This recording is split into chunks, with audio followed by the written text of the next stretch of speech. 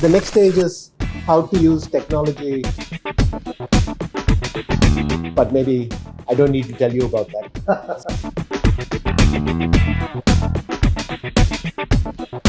When every computer could be trusted to beat every single person every single time.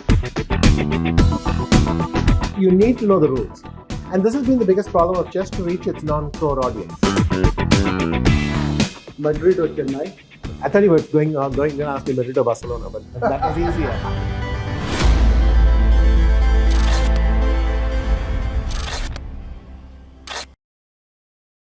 Hello and a very warm welcome to all BW Business World and BWTV audiences.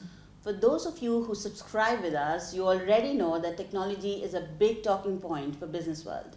And for those of you who are new, you're in for quite a pleasant announcement. I am Noor Varsia. I am the Group Editorial Director of Business World, and it's my extreme pleasure to be announcing a new show today. Before I really get into the details, just to explain, it is Business World's philosophy to include senior industry voices when we talk about how we decode technology for it to make sense not just to you as a business leader, but also as a consumer. In line with that, there are things that we keep in mind, and the most important probably is how we include senior industry voices in our editorial commentary.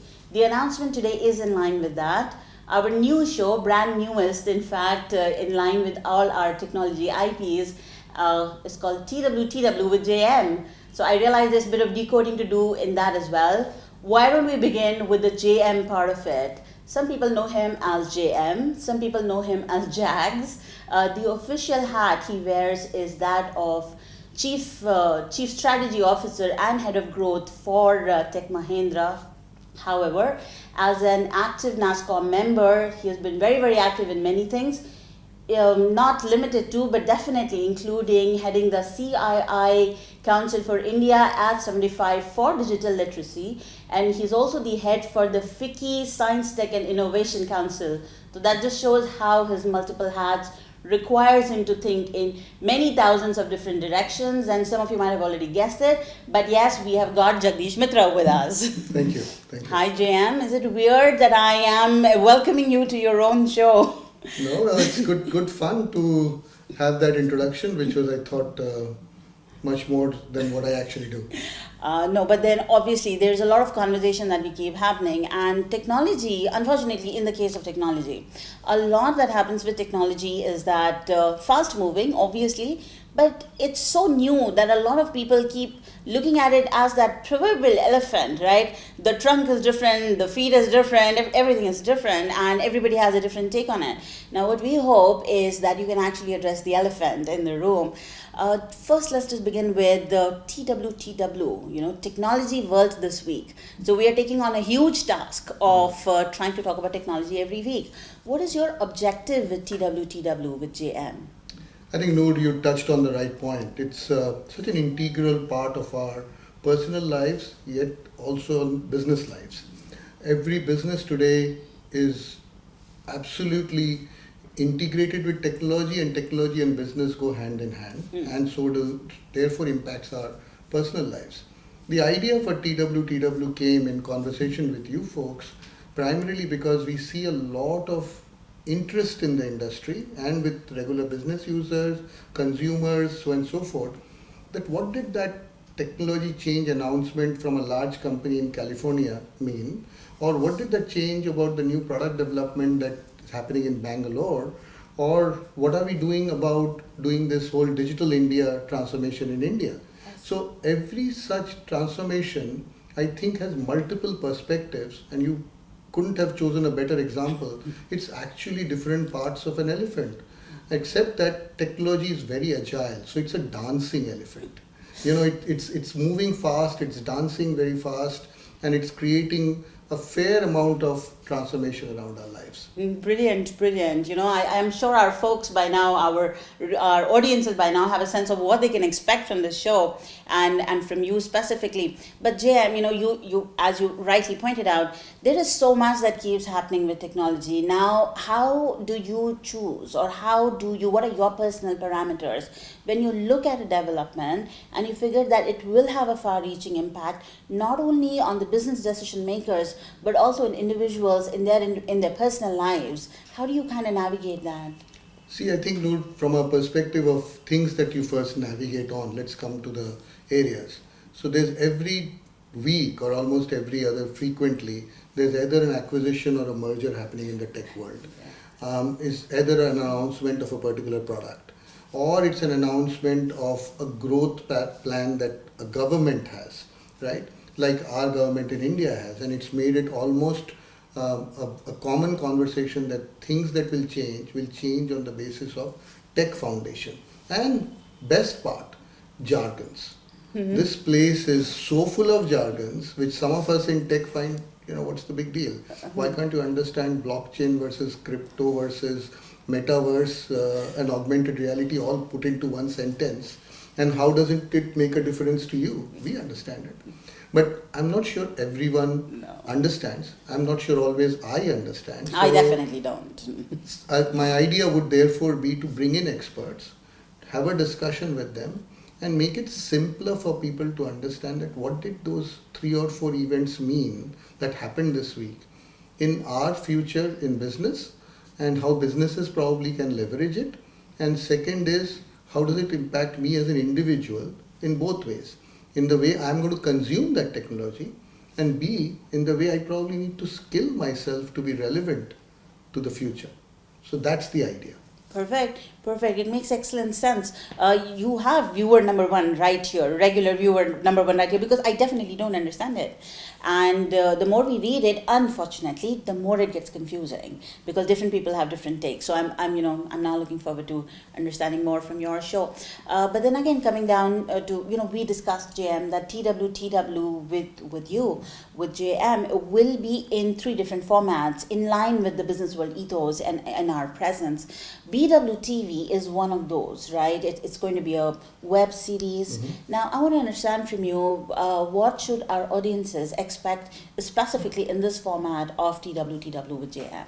Well, what I'm hoping to do with the broadcast part of it, the TWTW web series on the BWTV, is the idea is that TWTW with JM then sort of talks to a leader in person, talks about technology impact that's been happening and recent being brought together and impact on their businesses and their views on how they will plan to leverage it, what do they think is going to be the impact of that change. So you will hear it firsthand from people who are likely to be the ones who will make the tech work. And again, there will be 2 sides of it. One side of it will be people who come from a tech background and they talking about it. And there will be other side of it who's the user. So example would be CEOs of companies and corporations. And remember, tech world has probably 4 aspects to it. People who are consumers of it, who will be using it. People who are businesses who are going to be using it. Technology companies and service providers who help it get launched. And then product companies who create some of them. And there's no one guy that does it. So it's about an ecosystem that's coming together. My intent would be to bring different aspects of this ecosystem together, but to one answer. What does it mean to you as a consumer? What does it mean to someone as a business leader? And their views on how tech is going to help them. Perfect. Jim, I'm sure that our audience over here is already looking forward to what the rest of this episode is going to be about. Before I move to that, just want to ask you one question, and we can call it kind of wraps on the tech piece of this. We really expected during the pandemic that technology would have changed. Despite its importance, it was always seen as a capital expenditure for large corporates, one of the 3 segments that you just mentioned, one of the 4 segments that you just mentioned. And however, it didn't, in fact, turn into that. Even now, there are certain points that look at it as. Are you seeing that transition, or what is your take on how we see technology becoming more operating within these companies? Well, I think it's a journey, and it's definitely in that direction.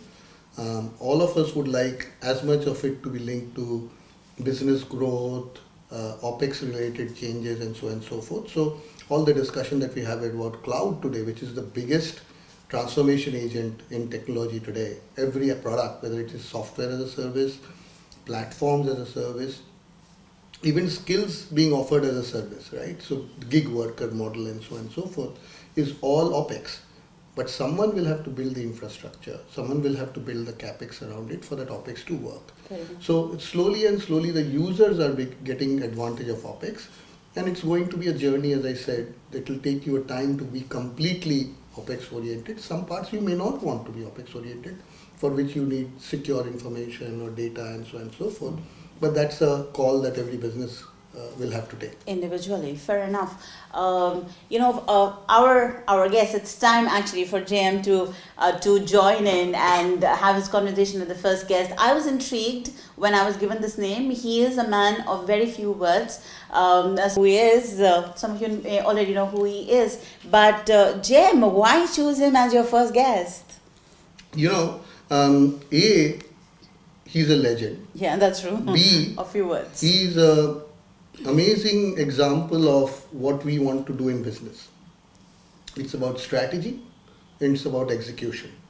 You can't do one or the other, right? So he brings those two parts so amazingly well. And the best part is he's homegrown. Yeah, that's he's true. Right in India. So amazing. I don't want to give anything away. I hope it's interesting, intriguing enough for the first person.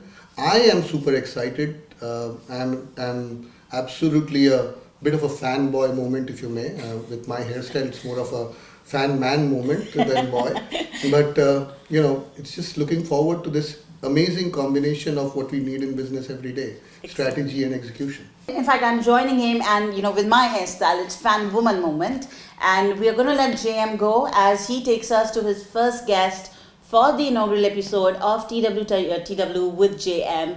All the best to you on this journey. Thank you for the opportunity.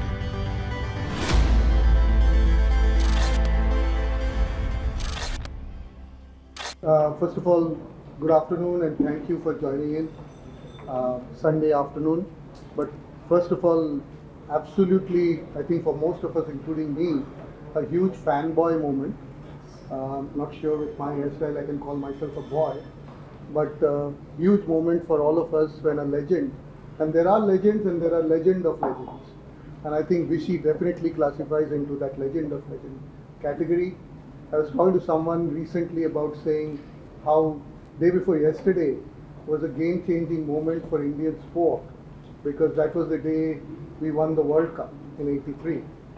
But when Vishy stands up and says that, and we know that he's won the World Championship 5 times, you look around and say, this Olympiad is going to be 188 nations.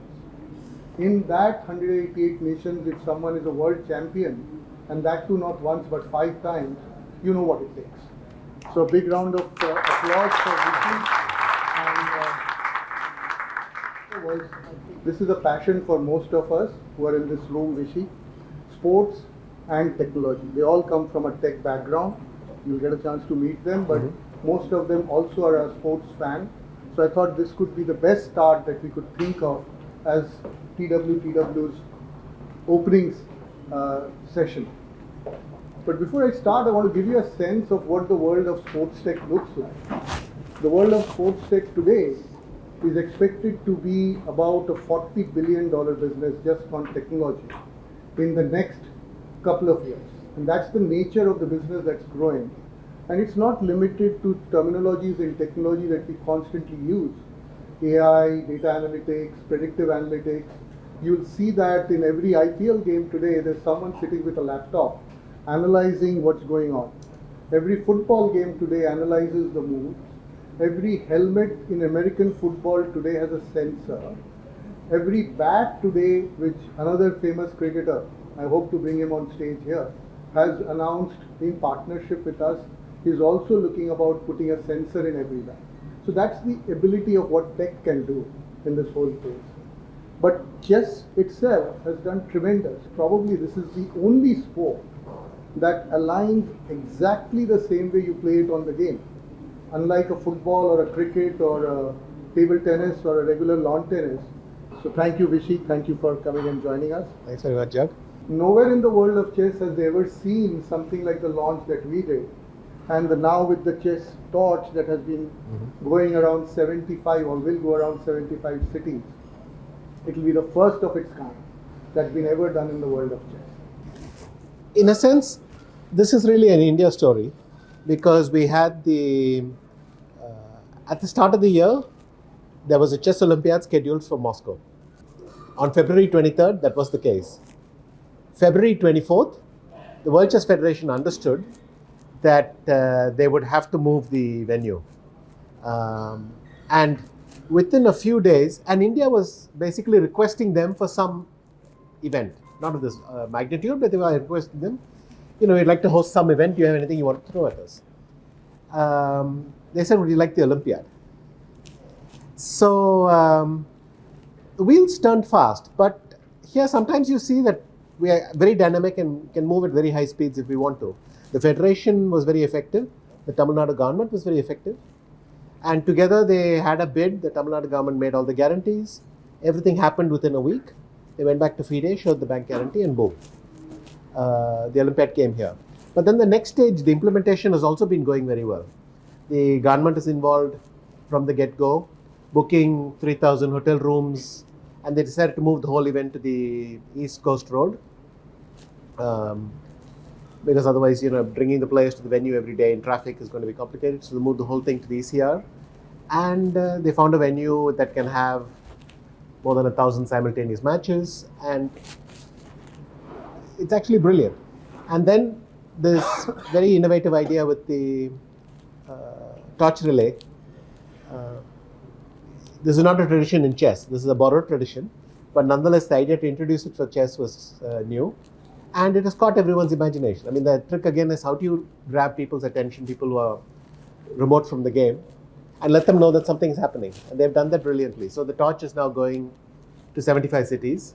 The next stage is how to use technology to enable Indian fans to benefit fully, to be able to follow the games, follow all the highlights. Because again, a lot of drama can go missing if it's not presented properly. But maybe I don't need to tell you about that. So they are our digital transformation partner, and that's where we are. So it's all come together beautifully. No, absolutely. I think Tech Mahindra is extremely delighted that we could partner, and in a sport, I think, which has tremendous opportunity, people like you have shown what can be done. Actually, it's a good segue into the next discussion, Vishy. Technology. You've been a big supporter of technology. I think in one of your interviews way back in the 80s, you talked about how you were influenced by technology and how you've leveraged technology. Would you want to talk a little bit about how technology has shaped up your gaming and your preparation and so on and so forth? So I grew up in an era where there was hardly any technology in chess. Technology was basically books with lots of printed material. We sat and analyzed it. At most, people might use tools to keep track of their work, but that was it. The first time the world of personal computers and chess collided when the first chess playing, the chess database software appeared. And for the first 3 or 4 years, that was all there was to it. Then the first chess playing program appeared. And this was, by today's standards, pathetic, because I could outperform that computer almost every single time. It's literally like a mathematician talking to a calculator. It's good at very, very basic things, but anything sophisticated, anything that involved understanding and judgment is hopeless. So there was a time when we thought that's all they were capable of, but of course technology kept going year after year after year. Initially they were good maybe to make sure that you didn't make any mistakes in the first move, then 3-4 moves, then more. The number of positions per second they look at went from like 3 million to 50 million to 100 million to 200 million. And eventually we realized it's just a matter of time because before they overtake us. This happened by different measures, but I think the moment it became irreversible was roughly 2000, 2002, in that period, when every computer could be trusted to beat every single person every single time. And then they kept getting stronger, so that a computer from a chess playing program from 2006 could wipe out anything in every year that came before it, and so on. So that revolutionized learning in chess. So if you brought a player from 200 years ago, one of the great champions from 200 years ago, you took him to a tournament hall, you'd think, well, the setup is fancy, but it's the same game, two people sitting there playing. Nothing has changed, because nothing has changed at play. But if he looked at our training scenarios, he would faint. There is nothing he would recognize in how we work.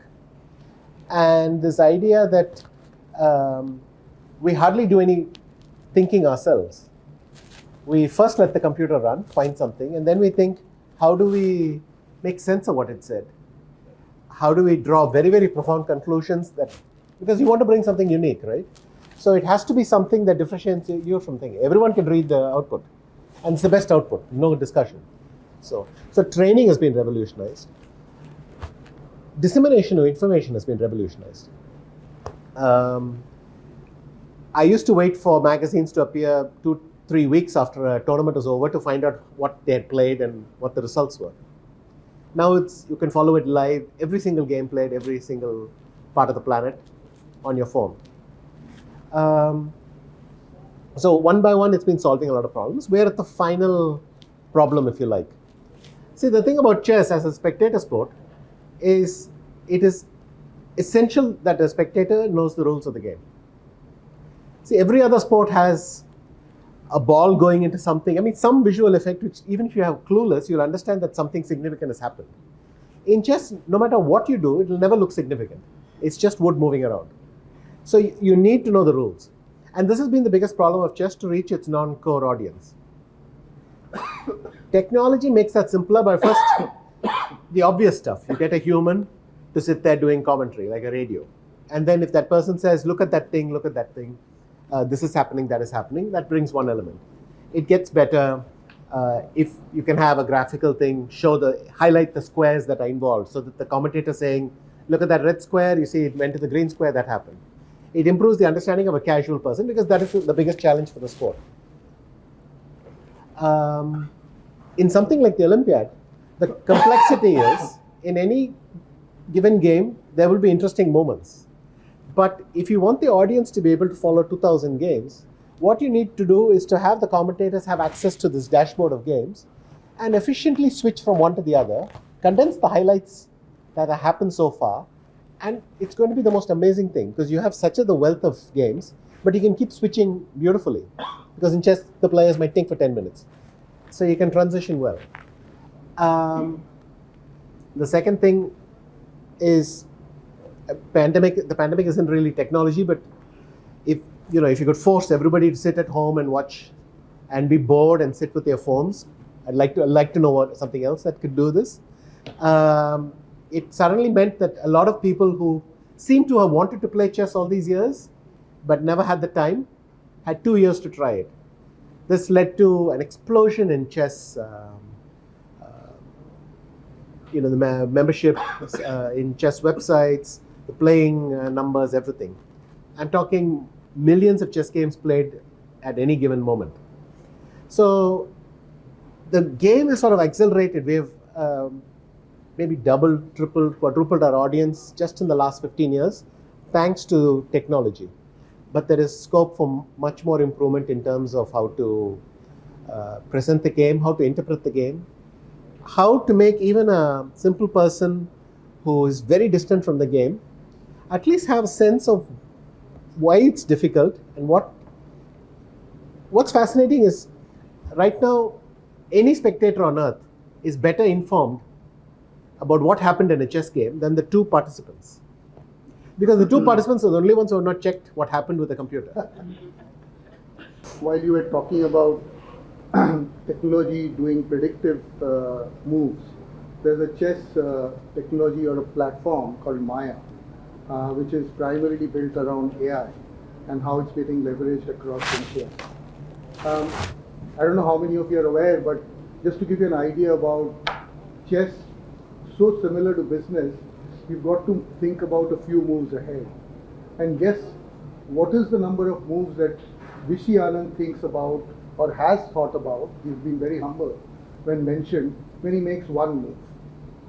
64 moves on a good day is what he said.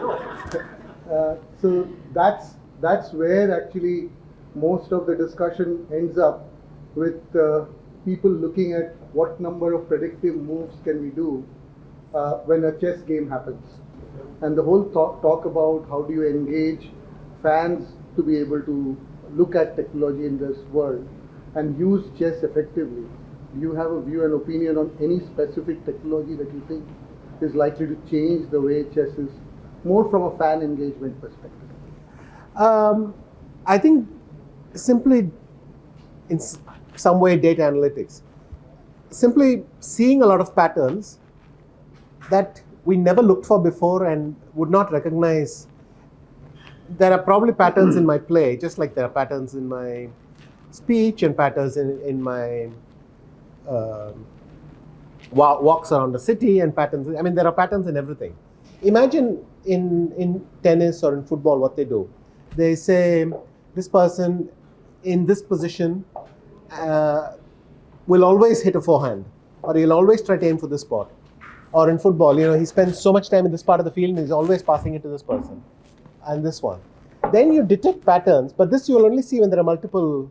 The player may know because the team worked on it together, but you only see that when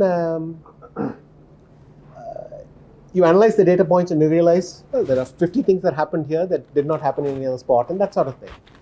This can be true in chess as well. I'm not saying we can analyze the brain, but you can see when does the brain make errors, what were the factors leading to it, when does the brain perform extremely well, and what were the understanding all that is where a new kind of understanding of chess can come in. Computers nowadays surprise us constantly. They make moves we would never have thought of, in fact, that we were brought up to think were incorrect. Incidentally, someone was asking me today when we were catching up, saying, these games Vishy is doing with people and goes around from venue to venue. What is the trick behind possibly defeating Vishy? So I had an answer to that, but I didn't have an answer to the second point. I said, you keep your computer game on one side. Whatever move Vishy makes, you make that move with the computer. Computer reports back another move, you make the move back to Vishy. But I guess you will never be able to look into the brains of someone like yours. And that's probably a problem that tech needs to solve and bring it into fair, how to do it. Mm-hmm. Coming back to the Olympiad itself, Vishy, our teams this year, and one of the biggest, youngest sensation, you have recently taken a selfie with him, Pragananda, and also from your state, as in Tamil Nadu. What do you think is his example as someone who's been so young, and we in technology world are constantly talking about skilling and reskilling and bringing younger talent together? What does that show as an example, and what do you think are the opportunities and chances for India as a team? So Pragnananda, like every young player, he had a lot of potential. But the key here is, what do you do with it? And I think the nice thing is he became a grandmaster very early, just under the age of 13. And he is he's now in 16. And he's progressed well. The first few hurdles, the first few things he's crossed smoothly. So that already is good. I mean, at every stage there are people dropping off. But the nice thing that he's consistent and he's making progress. There are 3 or 4 youngsters. There is Gukesh, there's Arjun, there's Prag. They're now in the top 50. And Prag has beaten Magnus 2 times in these online competitions. He plays extremely well in a lot of the rapid and blitz events against players much higher rated than him. What they're doing is they're having the confidence to learn new tricks, apply them well, incorporate them, I would say, into their playing style well and keep progressing. This whole skill level that you're looking at and the teams that are getting developed, what role do you see tech playing in able to create a larger base? Because today, the game of chess today available on a device, on a phone, on laptops, etc. Do you think that expands, or what's your expectation from the tech world to enable that? So that, in a sense, what is happening in chess is the tech world is working like a rising sea level. It's lifting everyone at the same time. So when a new tool comes out, I'm very happy. But if every single person has it, then you don't get any advantage from it. The key, I think, is for chess players and coaches to understand quickly what the recent changes have been, because computers are constantly changing their mind about what they recommend is the best move, and understanding why we believed one thing, because I can't even argue with the computer 10 years back, much less one now. But if 7 of them have changed their mind and the 8th one is saying something different, there is some interesting information in that. So that's where the frontier is moving. Unless I have a tech company that gives me a solution that's unique to me, the second one is going to be the key, which is that I learn how to leverage the technology, but to increase my understanding and to have interesting conclusions about my opponents. It's not only fun. Technology for us also is like a never stopping treadmill.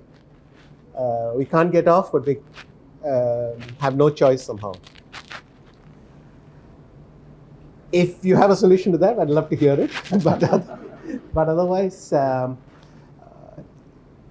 it's beautiful in a way, because many things that were not even thought to be possible in chess are now seen to be possible. The game seems inexhaustible in one end, but like I said, it's also exhausting. Sure. Well, as most of us know, I think any talk show or any talk environment can't finish without a set of rapid fire questions. So I'm going to ask you a few rapid fire questions. What is the technology that you think has likely to make the biggest impact? It'll probably be some combination of AI and graphical, which will explain chess well. Thank you. What's the technology that you sort of fear most, saying that this could probably, just not on chess, but overall, things that could probably go completely wrong? One that confuses us. Okay. From your side, what's your favorite app? Music app. And what's your favorite animal or a pet? I like elephants, not as pets though, and dogs. Yeah. Okay. All right. Quick last two: Madrid or Chennai? Madras, Chennai. I thought you were going to ask me Madrid or Barcelona, but that was easier. You confused me. Okay, go on. And the final one: tapas or dosa? Tapas would be a change. I get dosa all the time. Thank you, Rishi. Thanks a lot. Thanks.